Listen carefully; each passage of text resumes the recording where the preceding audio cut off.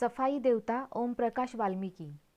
ख्यात दलित लेखक ओम प्रकाश वाल्मीकि की इस पुस्तक में देश समाज के सबसे उपेक्षित तबके भंगिया वाल्मीकि की ऐतिहासिक परिप्रेक्ष्य के साथ मौजूदा वास्तविक स्थिति का सप्रमाण वर्णन करने का प्रयास किया गया है।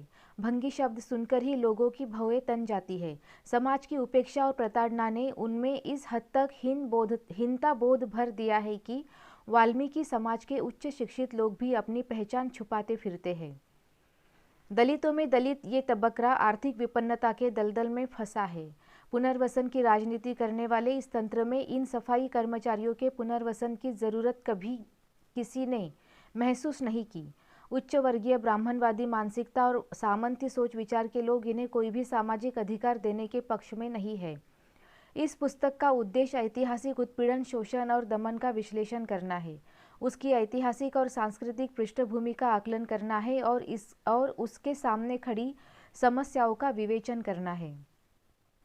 इसके लिए ऐतिहासिक विवरण ही काफ़ी नहीं है, वर्तमान का मूल्यांकन भी उतना ही आवश्यक है। लेखक का उद्देश्य लंबे भीषण नारकीय दौर में वाल्मीकि समाज की उपलब्धियों, संघर्षों की खोज कर ऐसी मिसाल पेश करना है जो भविष्य के अंधकार से उसे बाहर निकलने की प्रेरणा दे सके।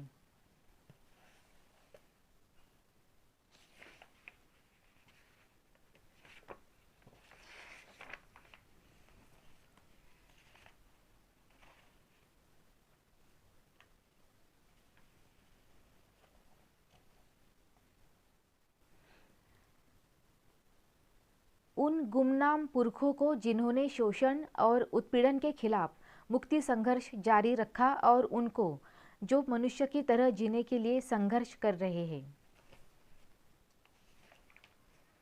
क्षमा याचना। भारतीय समाज में भंगी शब्द का एक गाली की तरह इस्तेमाल किया जाता है। ये एक जाति सूचक संज्ञा भी है, लेकिन ये गाली की तरह नहीं बल्कि सामाजिक संरचना समझने के लिए प्रयोग हुआ है। अतः उन सभी सामाजिक कार्यकर्ताओं, प्रबुद्ध लोगों की जो इस शब्द के सार्वजनिक इस्तेमाल का विरोध करते हैं, भावना का ध्यान रखते हुए मैं इसे सामाजिक ढांचे की विसंगतियों को विश्लेषित करने के लिए इस्तेमाल कर रहा हूँ। मुझे ये ज़रूरी लगा। यदि किसी को इससे भावनात्मक चोट पहुँच रही है, उसके लिए खेद है। ओम प्रकाश वाल्मीकि। भूमिका। कितने आश्चर्य की बात है कि समाज को स्वच्छ और साफ रखने वाले मनुष्य को उसी समाज में जिसे वो रहने लायक बनाता है, कुत्ते बिल्लियों से भी नीचे गिना जाता है।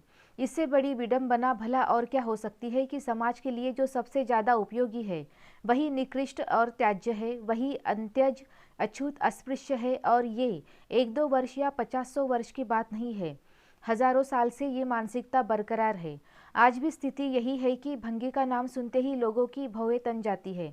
उनके काम के प्रति अक्सर लोग उदासीन होते हैं या फिर कार्य को निकृष्ट मानकर उनकी उपेक्षा करते हैं।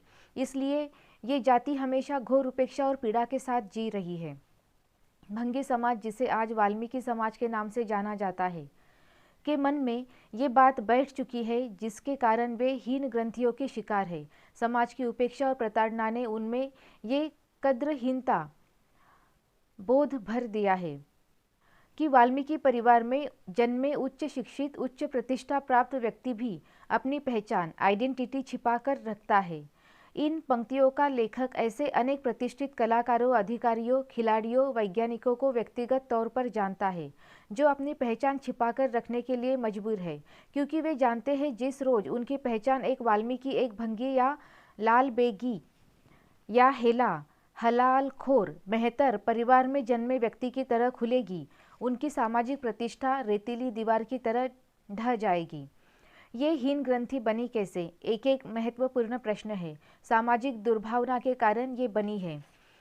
इसी के फलस्वरूप पंजाब जैसे प्रांत में, जहाँ वाल्मीकियों की संख्या ही ज़्यादा नहीं है बल्कि आर्थिक, शैक्षणिक, राजनीतिक प्रगति में भी आगे है, देश के अन्य वाल्मीकियों से लेकर फिर भी वहाँ पढ़ा लिखा सबका अपने पारिवारिक उपनामों को परिवर्तित कर लेता है या छिपा लेता है, या फिर उच्च जातियों के उपनामों को अपने साथ जोड़ लेता है।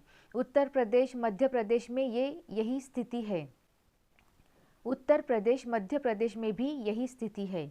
पारिवारिक उपनामों को संशोधित परिवर्तित कर लेने का प्रचलन बढ़ गया है, जैसे सौदा से सौदाई, सूद कर लेना या चिना लियो या चिना लिए से चंचल, चंद्रिल चंद्रा या फिर चुटेल या चहोटेल से चौटाला, बिडलान से बिडला आदि आदि। अपनी ग्रंथि से उबरने का उन्हें ये रास्ता सुविधाजनक या सरल लगता है, लेकिन इसके भविष्य में क्या दुष्परिणाम होंगे, इससे वे अनभिज्ञ है। किसी समस्या से मुक्त होने के लिए पलायनवादी रास्ता कुछ समय के लिए आकर्षक और उपयोगी हो सकता है, लेकिन वही अंतिम नहीं होता है। मुक्ति के लिए संघर्ष जरूरी होता है, वही विकास की दिशा तय करता है और भविष्य के परिणाम भी।